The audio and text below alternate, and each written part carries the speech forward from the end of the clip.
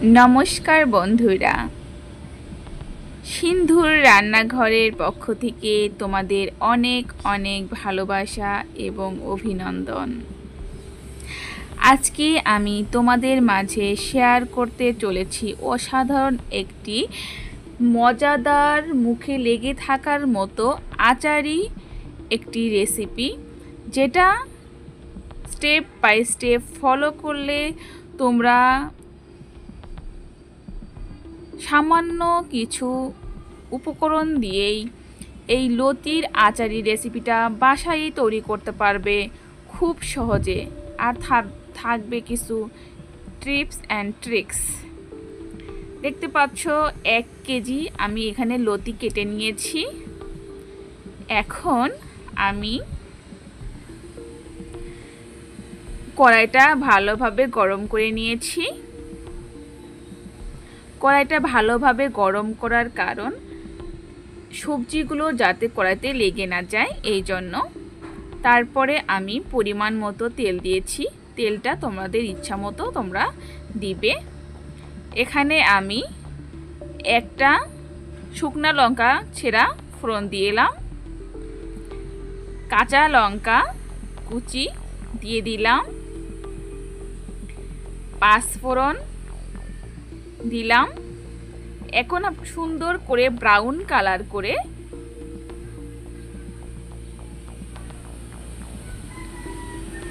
যখন brown colour হবে তখনই বুঝতে হবে যে লতিগুলো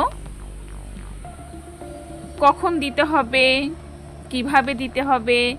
দেখতে থাকো, নতুন স্টাইলে আচারি লতির রেসিপি দেখতে থাকো বন্ধুরা। যখন হালকা ব্রাউন কালার হয়ে আসবে, এই 5 ফোড়ন, তেজপাতা, শুকনো লঙ্কা, তখন আমি টমেটোগুলো দিয়ে দিব। সম্পূর্ণ নিরামিষভাবে তৈরি এই আচারের রেসিপি। এই আচারি রেসিপিটা কিন্তু অনেক অনেক মজা। আমরা বিভিন্ন ধরনের আচারি রেসিপি কিন্তু খেয়েছি, এটা কিন্তু আরও স্পেশাল।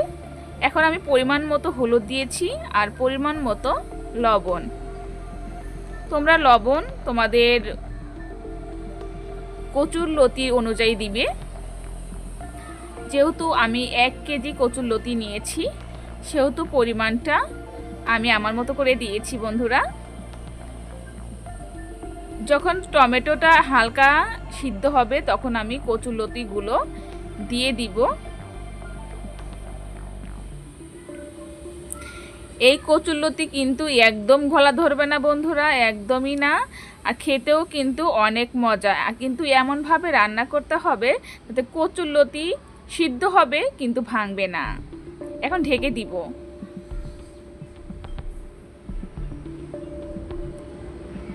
লবণ দেওয়ার কারণে হালকা একটু জল বের হবে এই কচুরলতি সবজি থেকে।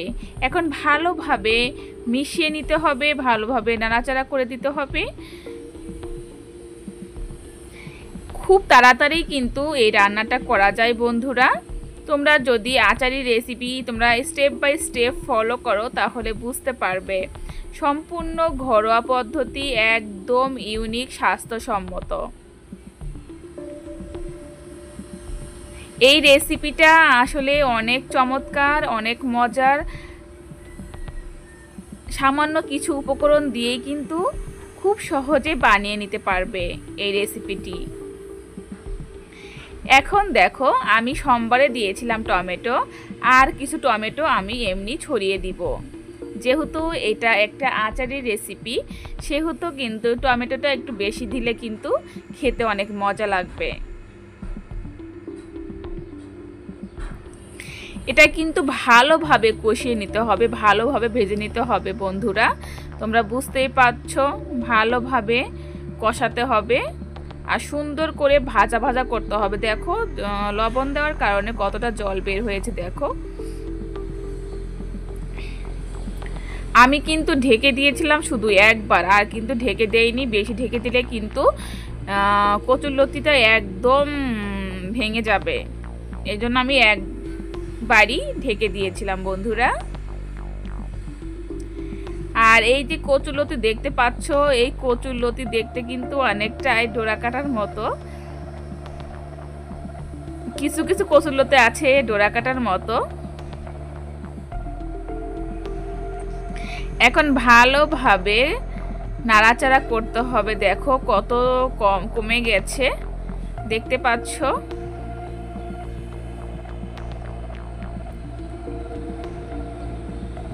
একবার যদি এভাবে তোমরা বানিয়ে খাও, বিশ্বাস করো তোমরা এই রেসিপির বড় ফ্যান হয়ে যাবে।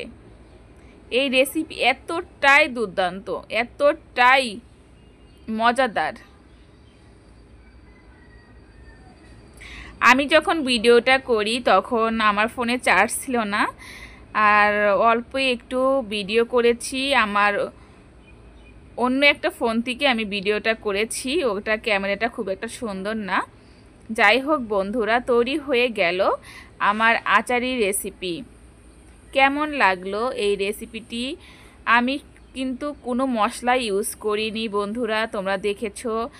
খুব সহজে সিম্পলভাবে তোমরা এই রেসিপি বাসায় তৈরি করে ঝটপট করে খেতে পারবে, আর অনেক মজা, অনেক সুস্বাদু। আমরা খেয়েছি, আমাদের কাছে অনেক অনেক ভালো লেগেছে, এই জন্য তোমাদের মাঝে শেয়ার করলাম। তোমরা এরকমভাবে রান্না করে খেয়ে দেখো, কেমন লাগে অবশ্যই কমেন্টস করে জানিও। অসংখ্য তোমাদের ধন্যবাদ আমাকে ভালোবাসার জন্য, আমাকে এতটা সাপোর্ট করার জন্য। Thank you so much. আবার দেখা হবে নতুন কোনো রেসিপিতে, আনকমন একটি আইটেমে। আজকে এ পর্যন্তই। তোমরা সবাই ভালো থাকো, সুস্থ থাকো, টাটা।